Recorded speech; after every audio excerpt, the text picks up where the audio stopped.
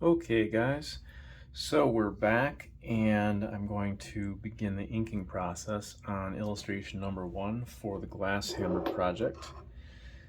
I've got my inkwell, which has Speedball super black ink in it. I just transfer my ink to this heavier glass inkwell because it's a lot easier to dip in and it holds a lot more ink than the containers that it comes in.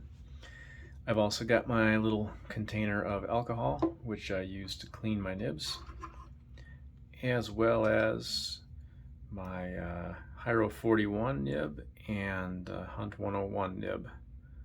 Those are the two that I currently use the most. I also like the, excuse me, the Hunt 56 nib is very similar to the Hunt 101, so I kind of use those two interchangeably. But I'll do most of this drawing with these two nibs. I'm going to set these over here.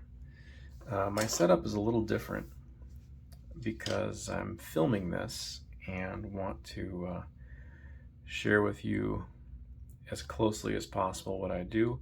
Normally I would actually, this surface that I'm drawing on raises up and locks into place at a 45-degree angle, and typically that's what I will ink on to literally save my neck, because even though I'm a born huncher when it comes to drawing, I've discovered that when you're drawing all day every day, you definitely want to bring that art up as close to you as possible. Otherwise you're going to have a lot of serious neck issues and back issues. So for filming purposes, we're flat today, and here we go. I've also got my paper towel here for wiping the nibs, and I'll do my best to keep this in the frame as I ink, and I will just do my usual rambling while I ink this. As I mentioned earlier, I'm doing a 9 by 9 inch square, which is exactly twice the final printed size.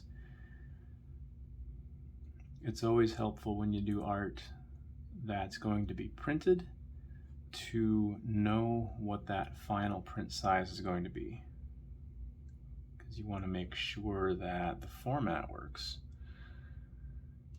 If I just went ahead and did a vertical format or a landscape format only to find out that it was going to be printed a square, well, a lot of the work that I just did is going to be trimmed out. It's going to be cropped out in the final printing, and you don't want to invest all that time and effort into that only to have it not show up in the final work. So always be aware of that.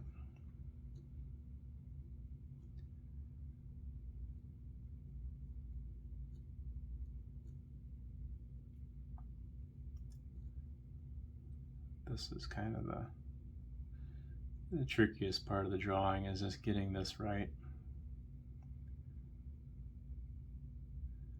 In something like this, I will always do first the center of attention, or the main character. So I want to get his pose right. If I can get his pose right, the rest of this doesn't concern me. I can make the rest of it work. I just want to make sure that I get him looking right, look like he's taking a step. You get the lines of his cloak flowing the right way. Just want to really convey, I like to convey movement when I draw. You know, it's one of the things, I'm big on composition and I'm big on movement.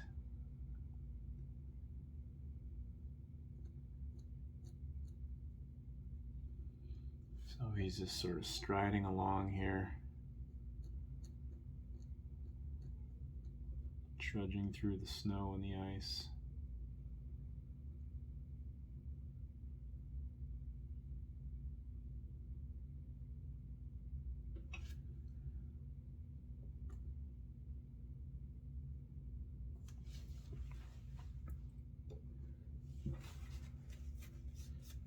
The ink just went dry on the nib there, so I cleaned it off. One of the fun things about being an inker in Arizona is the air is so dry that paint, ink, whatever you're working with just dries fast. And if I'm drawing slowly like now, and that ink isn't flowing off the nib at a fast rate, it has a tendency to set up. Especially this ink, which has shellac in it.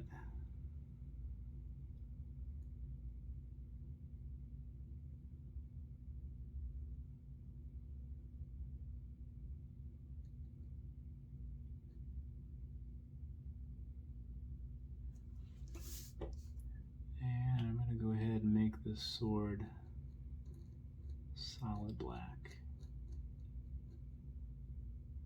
Just want that sword to stand out.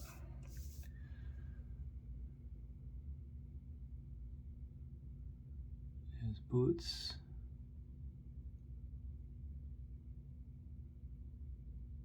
The upper part of his boots, also solid black, just because that's in shadow. His cloak is shading his boots, so I'll make those black. And I'm leaving these couple little white spaces there just to show curvature.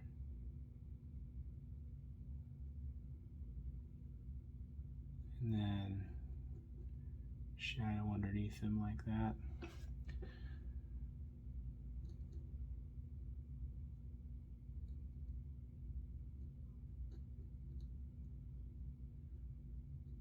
So I'm just going for dynamic lines here. That's the main thing.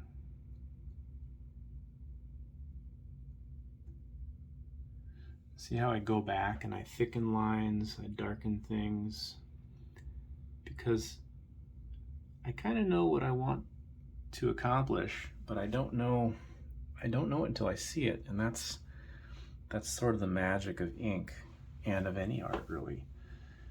Is, you know, there's no right and wrong way to ink this.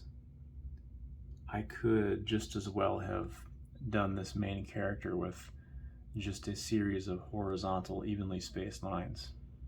It's a matter of focus. I'm making him dark because I want him to stand out, but I could have, you know, just done him in a more faded way, and really the drawing might still work.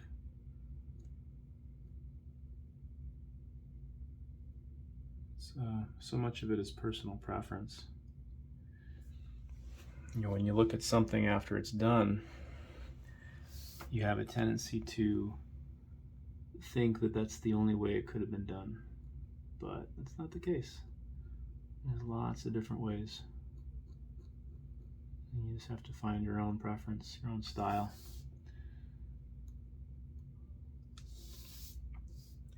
So there we go. I'm pretty happy with that. Let me lift this up and zoom that in for you, and you can see a little bit better. It's hard for me to draw with the camera zoomed in or closer to the drawing, just because it gets in my way a little bit. So periodically I'll do this. I'll lift it up and show you. So now I've got him done. I can start building the world around him.